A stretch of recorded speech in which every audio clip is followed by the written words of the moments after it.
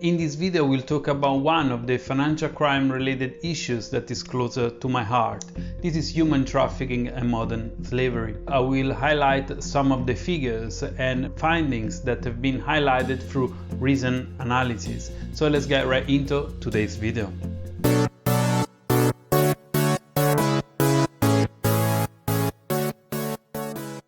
Hi and welcome to Crime Agent, my YouTube channel talking about financial crime prevention and anti-money laundering related topics. If you haven't subscribed yet, please hit the subscribe button right below and press the bell so you can get notified once new videos are going live on my channel. Also, check the description of this video. I always put in there very useful links and references for the topics that I'm talking in my videos, and you will find very good references today related to human trafficking and modern slavery, which is the topic I'm going to talk in my video. Also, in the description of this video you will find our patreon.com page.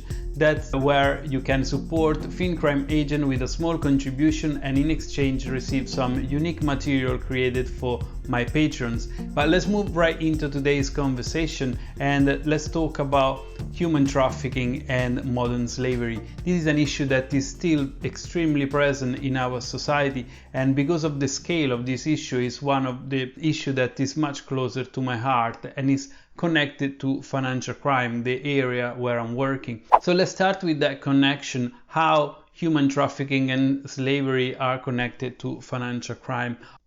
At the back of those criminal activities that are denying freedom to other people, there will be a financial gain by those criminals acting in that space. So because of that, human trafficking is a predicate offense of money laundering.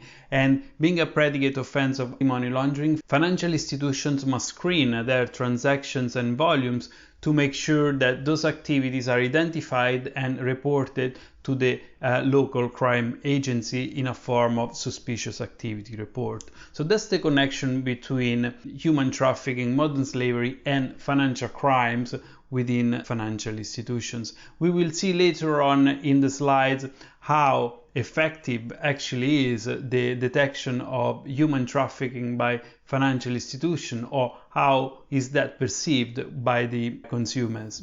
On this slide you can start to understand about the size of this problem. You can see this information as they have been sourced from the International Labour Organization, and there are over 40 million people globally that are affected by human trafficking. Out of those, about 25 million people in forced different type of labors, and around 15 million forced in forced marriage. So you can see the scale of this issue is enormous, and this is why I wanted to talk about it in my video, to increase the awareness regarding this global issue that is affecting huge amounts of people globally. Let's now drill down and look at the industries that are more affected by those 25 million people that are forced to be in forced labor. We've got the 64% of those one, which equals to around 60 million people that are working in the space of domestic work, construction or agriculture. Another massive chunk, which is 4.8 million people, that equals to around 19% of those 25 million in forced labor, is in the sex industry, and the majority of those are unfortunately women. And then we have also 4 million people in forced labor imposed by state authorities. So these are the numbers that came out from the International Labour Organization, this analysis that was completed around 2016-2017. We talked about human trafficking and modern slavery to be a predicate offense, but let's now look at another type of analysis that has been completed by BAE Systems Applied Intelligence in 2020 to see how confident are financial institutions regarding the detections of financial crime activities, and what is the view from the consumer side. This report is looking at different areas of financial crime, but today I just want to focus specifically on this part which is correlated to human trafficking. In this report there were over 450 people from the financial services industry that have been taking part of the analysis. And when they were asked regarding the efficiency in identifying by financial institutions human trafficking transactions and activities, 26% claimed that they were extremely difficult to identify, and 35% said that they were somewhat difficult. That brings us to a percentage which is 61% of the people interviewed across 450 professionals in the financial services industry are not confident that financial institutions have sufficient tools and processes in order to identify human trafficking. Although, if we look from the other angle and we look from the consumer perception, from the consumer perspective, the story is different. In this report, there were about 6,000 consumers that were taking part in the analysis across 6 different countries.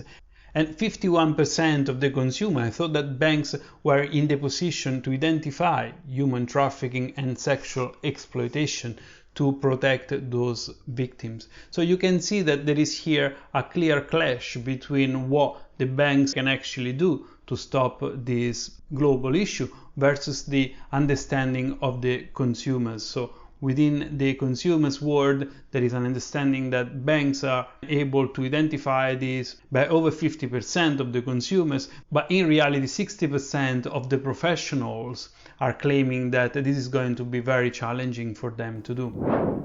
So that takes me to my conclusion, which is a lot of work still needs to be done in order to change this trend regarding human trafficking and modern slavery. In the public and private sector, we are still working in order to improve the figures and bring down the social issue. But on the consumer aspect and by the public, a lot can also be done. You can spot some of the signs of human trafficking, and when you see that something doesn't look right, probably is not right. You can make a call to the Modern Slavery Helpline and save a life.